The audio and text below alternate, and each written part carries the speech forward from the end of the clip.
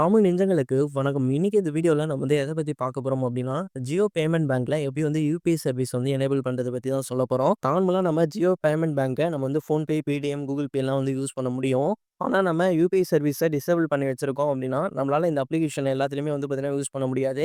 அதேபோல இதுல நம்ம ஏதாச்சும் டிரான்சாக்ஷன் பண்ண ட்ரை பண்றோம் அப்டின்னாலும் நம்மளுக்கு டெக்லைன் தான் ஆகுமே தவிர, நமக்கு சக்சஸ்ஃபுல்லா டிரான்சாக்ஷன் வந்து நடக்காது. ஓகேவா? ஸோ இந்த ப்ராப்ளம் வந்து எதனால வருது? நம்ம யுபிஐ சர்வீஸ எப்படி வந்து எனேபிள் பண்றது? அத பத்தி நான் ஜியோ பேமெண்ட் பேங்க்ல சொல்றேன். ஸோ ஃபர்ஸ்ட்டா நான் வந்து பார்த்தீங்கன்னா, பேடிஎம் ஓப்பன் பண்ணிக்கிட்டேன். இதுல ஜியோ பேமெண்ட் பேங்க்ல பேங்க் பேலன்ஸ செக் பண்ண ட்ரை பண்றேன். ஓகே. யுபிஐ பின்லாம் என்டர் பண்ணிக்கிட்டேன். இருந்தாலுமே எனக்கு கன்டினியூஸா இங்க வந்து லோடிங் ஆகிட்டே தான் இருக்குமே தவிர, எனக்கு எந்த ஒரு மெசேஜுமே வந்து வராது. ஓகேவா? ஸோ பேலன்ஸ் வந்து காட்டாது.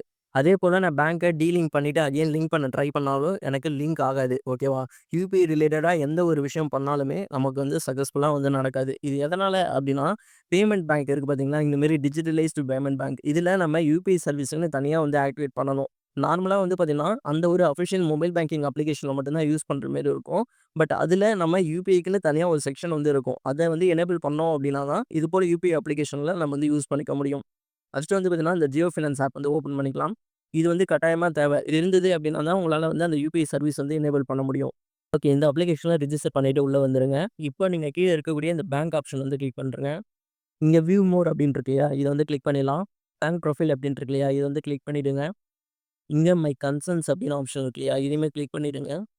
இங்க வந்து பார்த்தீங்கன்னா, எனேபிள் யுபிஐ சர்வீஸ்ன்னு இருக்கும். இத வந்து பார்த்தீங்கன்னா, டிசேபிள்ல வந்து இருக்கும். இத எனேபிள் பண்ணோம் அப்டின்னா தான், நம்ம யுபிஐ சர்வீஸ் வந்து பார்த்தீங்கன்னா, யூஸ் பண்ணிக்க முடியும். ஓகேவா? அதேபோல நீங்க உங்களுடைய பேங்க் அக்கவுண்ட்க்கு ஏதாச்சும் அமௌண்ட்ட ரிசீவ் பண்றீங்க அப்டின்னாலும், உங்களுக்கு அப்பதான் வந்து ஒர்க் ஆகும். இத எனேபிள் பண்ணாம ட்ரை பண்ணி பார்த்தீங்க அப்டின்னா, எந்த ஒரு டிரான்சாக்ஷனுமே உங்களுடைய அக்கவுண்ட்ல பண்ண முடியாது. நீங்க யாருக்காச்சும் சென்ட் பண்ணணும் அப்டின்னாலும் சரி, அல்லது உங்களுக்கு வரணும் அப்டின்னாலும் சரி. ஸோ, இப்ப இத எனேபிள் பண்ணிட்டோனே, அகைன் நீங்க இப்போ ஃபோன்பே, பேடிஎம்லாம் வந்து யூஸ் பண்ணி பார்த்தீங்கன்னா, கரெக்ட்டா வந்து ஒர்க் ஆகும். இப்ப நான் லைவா செக் பண்ணி காமிக்கிறேன். யுபிஐ பின் வந்து என்டர் பண்ணிக்கிறேன்.